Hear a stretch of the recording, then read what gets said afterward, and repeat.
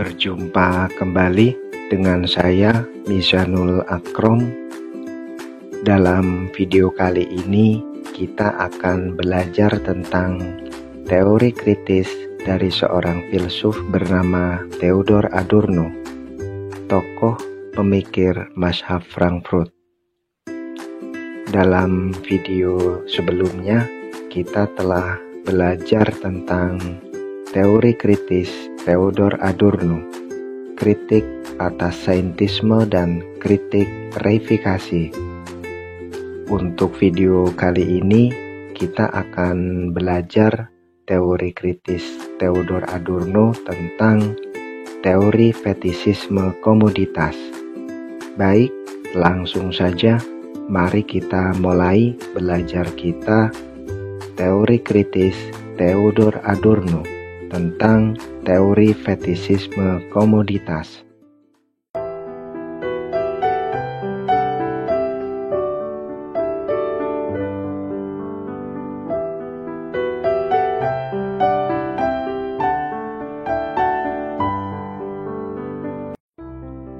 Fetis berarti sifat memuja, kemudian menjadi paham dengan nama fetisisme. Yang khas dari musik terletak pada apa yang diberikan atau dikembalikan.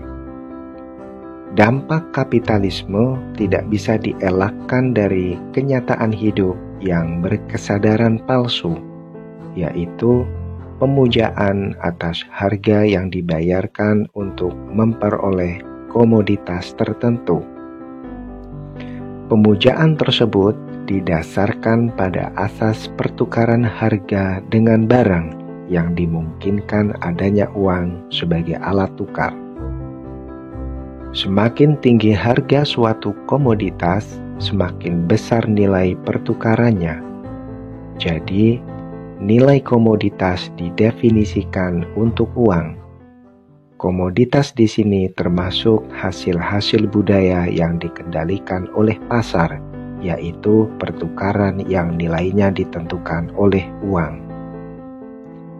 Adorno melihat bahwa keberhasilan kapitalisme terletak pada kepiawaian sistem ekonomi dalam mengatasi krisis dan menciptakan stabilitas untuk mendorong keberlanjutan kapitalisme.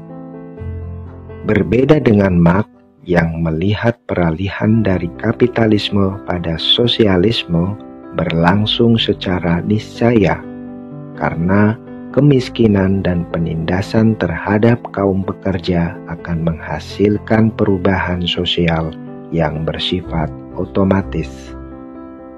Marx melihat kapitalisme tidak akan bertahan lama, sementara anggota mazhab Frankfurt melihat sifat tahan lama pada kapitalisme didasarkan pada kemakmuran dan konsumerisme dan bentuk-bentuk kontrol sosial yang lebih rasional dan umum, sebagaimana terdapat pada negara-negara modern.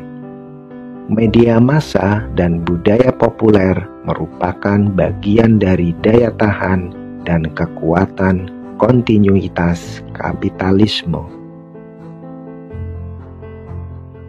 Kapitalisme mampu menciptakan kesadaran palsu melalui konsumerisme dan budaya populer, dan menjamin keberlangsungan kesadaran palsu itu melalui sistem ekonomi yang mengontrol menurut asas manfaat. Dengan demikian, kesadaran sejati mengenai kebutuhan-kebutuhan hakiki dan manusiawi tidak akan lahir secara spontan sebagai akibat dialektika materialisme historis dalam ajaran sosialisme Marxian. Kesadaran atau kebutuhan palsu terkondisi sedemikian kuatnya untuk mengingkari dan menindas kesadaran sejati atau kebutuhan real untuk tampil.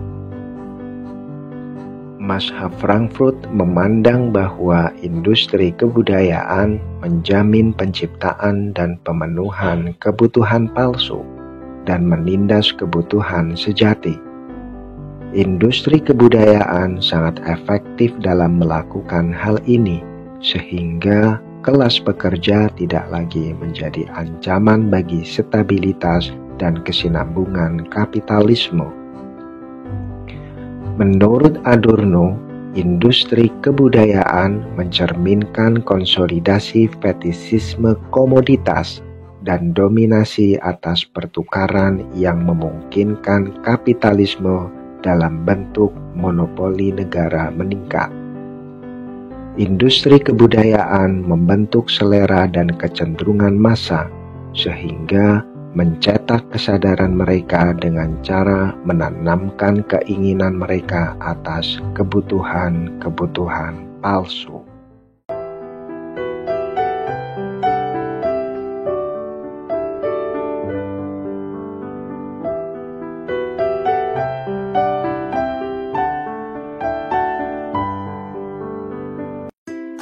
Kita cukupkan sampai di sini belajar kita tentang teori kritis dari seorang filsuf bernama Theodor Adorno, tokoh dan pemikir mazhab Frankfurt. Jangan lupa tonton video-video selanjutnya, kajian tentang teori kritis. Terima kasih telah menonton video ini. Semoga bermanfaat, menambah wawasan, pengetahuan, dan intelektual kita.